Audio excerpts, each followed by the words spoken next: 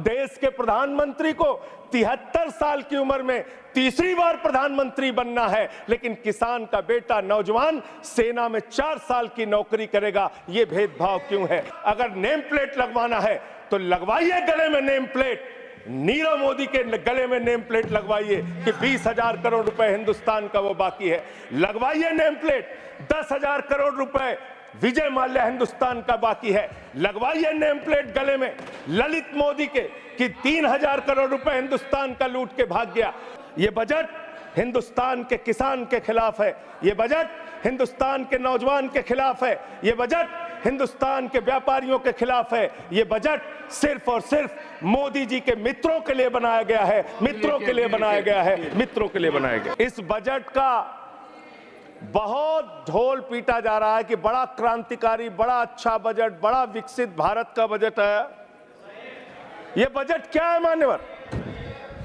पूरे देश को पता चलना चाहिए कि भारत माता की सेना रक्षा के लिए जो बजट आता है, उस बजट में कटौती करने का काम किया गया। 9.6% से घटाकर 9.43% किया गया। भारत का अन्नदाता किसान जो अपने खून पसीने से देश को चलाने का काम करता है मान्यवर, उसका बजट, कृषि का बजट 3.2% से घटाकर 3.15% किया गया। स्वास्थ्य का बजट, हिंदुस्तान 144 करोड़ लोगों का देश है मान्यवर, लेकिन बड़े अफसोस के साथ कहना पड़ रहा है कि स्वास्थ्य का बजट 1.97% से घटाकर 1.85% किया गया। ट्रांसपोर्ट का बजट 11.48% से घटाकर 11.28% किया गया। पेंशन, जहां एक तरफ पुरानी पेंशन की बहाली की मांग हो रही है, लाखों कर्मचारी सड़क पर हैं और मांग करते हैं कि पुरानी पेंशन बहाल किया जाए, इस सरकार ने पेंशन का बजट 5.20% से घटाकर 5.04% करने का काम किया।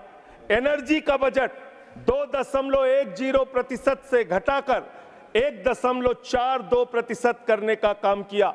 वैज्ञानिक विभाग का बजट 0.7% से घटाकर 0.6% करने का काम किया।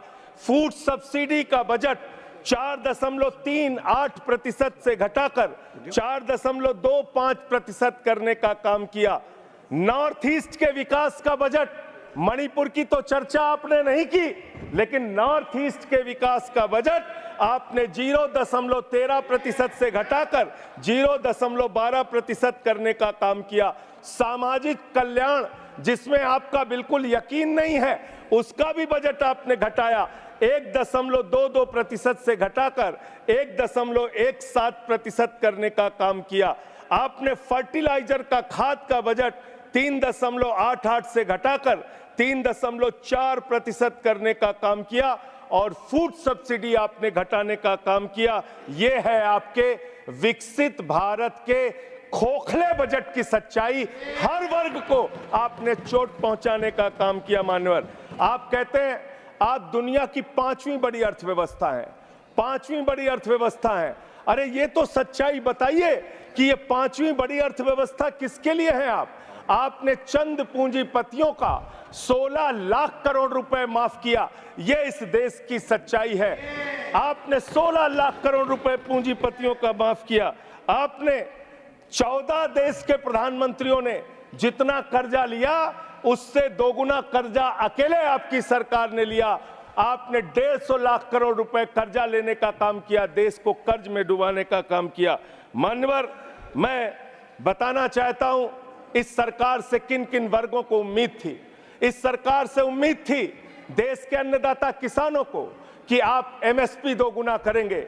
आपने एमएसपी दोगुना नहीं की, आपने किसानों की फूड सब्सिडी का काटने का काम किया, फर्टिलाइजर सब्सिडी काटने का काम किया, कृषि क्षेत्र को देने वाले बजट को खत्म करने का काम किया। बेरोजगारों को उम्मीद थी, 10 साल में आपने कहा था मान्यवर 20 करोड़ नौकरियां देंगे, 20 करोड़ नौकरियां आपने नहीं दी। फिर नौजवानों ने कहा नौकरी दो, नौकरी दो। फिर आपने कहा पकौड़ा तल लो, पकौड़ा तल लो, फिर आपने कहा पान की दुकान लगा लो, पान की दुकान लगा लो, फिर आपने कहा 4 साल की नौकरी कर लो सेना में, 4 साल की नौकरी। मैं मान्यवर आपके माध्यम से भारत के प्रधानमंत्री से बड़ी विनम्रता पूर्वक पूछना चाहता हूं, देश के प्रधानमंत्री को 73 साल की उम्र में तीसरी बार प्रधानमंत्री बनना है, लेकिन किसान का बेटा नौजवान सेना में 4 साल की नौकरी करेगा, ये भेदभाव क्यों है? मैं पूछना चाहता हूं मान्यवर, आपके माध्यम से इस सरकार से जानना चाहता हूं, अगली योजना क्या आएगी आपकी? आप कह रहे हो इंटर्नशिप योजना, ट्रेनिंग योजना, 5,000 रुपए की ट्रेनिंग ले लो, 5,000 रुपए की ट्रेनिंग ले लो। मान्यवर 5,000 रुपए की ट्रेनिंग 500 बड़ी कंपनियों में आप देंगे, मुझे भारत की 100 कंपनियां आप बता दीजिए जिसमें एक कंपनी में आप 4,000 ट्रेनी रख सकते हैं। एक कंपनी बता दीजिए जिसमें आप 4,000 प्रशिक्षु आप रख सकते हैं ट्रेनिंग के तौर पे। ये भी आपका आंकड़ा सिर्फ एक जुमला है, इसके अलावा कुछ नहीं है। अब मुझे लगता है एक ही योजना बाकी रह गई है मान्यवर, वो योजना है कि हमारी भारत की सरकार, आदरणीय नरेंद्र मोदी जी की सरकार अगली योजना लेके आएगी कि इस देश के नौजवानों को मुफ्त में 5 करोड़ कटोरा बांटा जाएगा।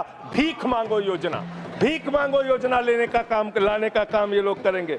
मान्यवर इस देश में आपने अर्थव्यवस्था को लेकर कहा पांचवी बड़ी अर्थव्यवस्था है, वो 5वीं बड़ी अर्थव्यवस्था का लाभ किसको मिल रहा है? आपके चंद पूंजीपति मित्रों को, जिसका 16 लाख करोड़ रुपए आपने माफ किया, जो हजारों करोड़ लूटकर हिंदुस्तान से चले गए।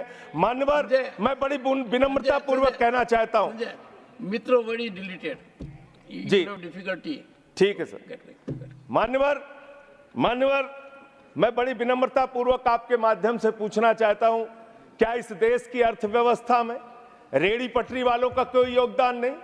जो 10 करोड़ रेहड़ी पटरी वाले पूरे देश में हैं, उनका कोई योगदान नहीं है क्या मान्यवर? वो भी सरकार को टैक्स भरते हैं। आपकी सरकार उनको भी फूटी आंख से देखना नहीं चाहती।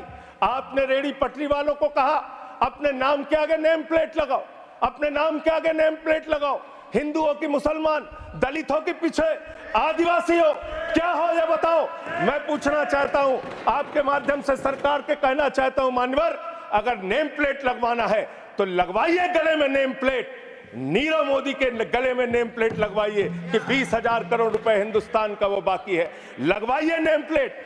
10,000 करोड़ रुपए विजय माल्या हिंदुस्तान का बाकी है, लगवाइए नेम प्लेट गले में ललित मोदी के कि 3,000 करोड़ रुपए हिंदुस्तान का लूट के भाग गया, लगवाइए नेम प्लेट। मान्यवर मैं कहना चाहता हूं नितिन संदेशरा के कि वो 6,000 करोड़ रुपए हिंदुस्तान का लूट के भाग गया, लगवाइए नेम प्लेट।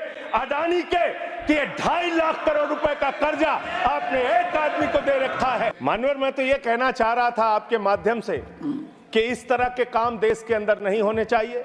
भारत एक धर्मनिरपेक्ष राष्ट्र है और हम जानते हैं अपनी सामाजिक व्यवस्था में, मैं जानता हूं इनके मन में दर्द होगा मान्यवर, अभी चुनाव हारे हैं ये उत्तर प्रदेश में, तो वहां पर अगर कोई बोर्ड लगाएगा जाटव ढाबा, एक सेकंड, जाटव ढाबा कोई लगाएगा, कोई अपने ढाबे के आगे अगर वाल्मीकि ढाबा लिखेगा तो आप लोग उसके यहाँ खाने नहीं जाओगे। मैं जानता हूं आपकी मानसिकता, आप वो लोग हैं जिन्होंने भारत के तत्कालीन राष्ट्रपति श्री रामनाथ कोविंद जी को प्रभु श्री राम के मंदिर के शिलान्यास में नहीं बुलाया। आप वो लोग हैं जिन्होंने मौजूदा राष्ट्रपति श्रीमती द्रौपदी मुर्मू जी को राम मंदिर के उद्घाटन में नहीं बुलाया। आप दलितों से, पिछड़ों से, आदिवासियों से, अल्पसंख्यकों से, मुसलमानों से नफरत करने का काम करते हैं, यह आपकी सच्चाई है। इसलिए नेम प्लेट मत लगवाइए। नेम प्लेट लगवाना है तो जिन्होंने देश की बैंकों को लूटा है उनका नेम प्लेट लगवाइए। और मान्यवर मैं आपसे, आपके माध्यम से इस सरकार से कहना चाहता हूं, इनका बजट पड़ रहा था मान्यवर, जेलों को भी इन्होंने कम बजट दिया। अरे जेल का बजट तो बढ़ा दीजिए, 300 करोड़ रुपए जेल का बजट बढ़ा दीजिए। अरे अभी हमको जेल में भेजा है, कल तुमको जेल में आना है, तुम तुम सबको जेल में आना है। जेल का बजट बढ़ा दो, जेलों को ठीक कर दो, अगला नंबर तुम्हारा है, तुम्हें जेल में आना है। इसलिए कम से कम जेलों को तो ठीक कर दो, अगला नंबर तुम्हारा। मैं जेल के बजट पे बोल रहा हूँ मानवर, मैं जेल के बजट पे 1 सेकंड 300 करोड़ दिया, इनको जेल में आना है। 1 सेकंड सदन के नेताजी से मैं अनुरोध करूंगा कि ये बहुत मार्मिक अपील है जेल का बजट बढ़ाने के लिए, और इस पर आप गौर फरमाइए। धन्यवाद सर, धन्यवाद सर। ठीक है ना, धन्यवाद सर। एक पृष्ठभूमि भी है मान्यवर, इसका ध्यान रखा जाएगा। में इन्होंने न्यायपालिकाओं के लिए जो बजट रखा वो नाकाफी है। 5 करोड़ केसेस पेंडिंग है इस देश के अंदर, और 6 लाख लोगों को पूरे देश में जेलों में रखा गया है, जिसमें करीब 76% अंडर ट्रायल है। इसका मतलब आपका मकसद न्याय दिलाना नहीं है, आपका मकसद किसी मामले की सच्चाई तक पहुंचना नहीं है, आपका मकसद है पकड़ पकड़ के एक एक व्यक्ति को जेल में डालना। आपने दिल्ली के मुख्यमंत्री को, जिनकी शुगर 36 बार 50 से नीचे जा चुकी है, आपने दिल्ली के मुख्यमंत्री को पकड़ के जेल में डाल दिया। नहीं मानवर, अब इनको बार बार मौका मत दीजिए, मुझे अपनी बात पूरी करने दीजिए। I am not yielding sir, I am not. आपने 2 बार काम हैबिट बना लिया इन्होंने सर। दिल्ली के मुख्यमंत्री को सर इन्होंने पकड़ के जेल में डाल के रखा, दिल्ली के शिक्षा मंत्री को इन्होंने 2 साल से जेल में रखा, दिल्ली के स्वास्थ्य मंत्री को इन्होंने 2 साल से जेल में रखा। आप एक एक विपक्ष के नेता को पकड़ पकड़ के जेल में डालते हैं। हेमंत सोरेन को मुख्यमंत्री को जेल में आपने रखा, संजय रावत को जेल में रखा, अनिल देशमुख को जेल में रखा, सबको पकड़ पकड़ के आप जेल में रखते हैं। बंगाल के 3 मंत्रियों को आपने पकड़ के जेल में रखा। आपका मकसद ट्रायल कराना नहीं, न्याय दिलाना नहीं, आपका मकसद हम लोगों को पकड़ के जेल में रखना है। जितना जेल में डालोगे, मैं आपसे कहना चाहता हूं, जितना जेल में डालोगे उतना गर्त में जाओगे। जिसने भी ये राजनीति की है उसका समापन हो गया है। अभी 240 पे पहुंचे हो, कल 24 पे पहुंचोगे, इसके बाद 2 पे भी आओगे। मैं तो 1-2 मिनट और मैं बस कह के अपनी बात खत्म करूंगा, मेरे टाइम में से उसको काट लीजिएगा। मान्यवर, भेदभाव की बात, सबसे भेदभाव इनको करना है। मुसलमानों से भेदभाव, सिखों से भेदभाव, ईसाइयों से भेदभाव, दलितों से भेदभाव, पिछड़ों से भेदभाव, और अब राज्यों से भेदभाव, राज्यों से भी भेदभाव, महिलाओं से भेदभाव, राज्यों से भेदभाव। क्या भेदभाव किया सर इन्होंने? 2,32,000 करोड़ रुपए, 2,32,000 करोड़ रुपए दिल्ली के लोगों ने सरकार के केंद्रीय खजाने में टैक्स के रूप में दिया, जीएसटी और इनकम टैक्स के रूप में। बदले में हमको कितना मिलता है? 0। 9 साल से आप दिल्ली को बजट नहीं देते। पंजाब के लोग, बस मेरे में से काट लीजिएगा सर, 1-2 मिनट काट लीजिए, पार्टी के उसमें से काट लीजिएगा। पंजाब के लिए सर, पंजाब का किसान अपना खून पसीना बहा के खेत में गेहूं पैदा करता है, धान पैदा करता है। आपने 8,000 करोड़ रुपए पंजाब के विकास का पैसा रोक रखा है, विपक्ष के राज्यों का पैसा आपने रोक रखा है। ये भेदभाव क्यों कर रहे हैं आप क्यों कर रहे हैं? आप लिखते हैं राज्यों के विकास से देश का विकास है, ये आप राज्यों का विकास कर रहे हैं। एक एक करके टारगेट करके विपक्षी राज्यों के साथ आपने भेदभाव करने का काम किया। और अंत में कोई मुझे कह रहा था सारे बजट कम किए, शिक्षा के बजट को भी आपने कम कर दिया। मैंने इन लोगों से कहा शिक्षा से इनका कोई लेना देना नहीं है, शिक्षा से इनका कोई लेना देना नहीं। मान्यवर, क्यों लेना देना नहीं है? क्योंकि दिल्ली विश्वविद्यालय में मनुस्मृति पढ़ाने जा रहे हैं ये लोग। मनुस्मृति पढ़ाएंगे कि दलितों के, पिछड़ों के, जिनको आप शूद्र कहते हैं, अगर वो श्लोक सुन लेंगे तो उनके कान में पारा आप कैसे डालेंगे?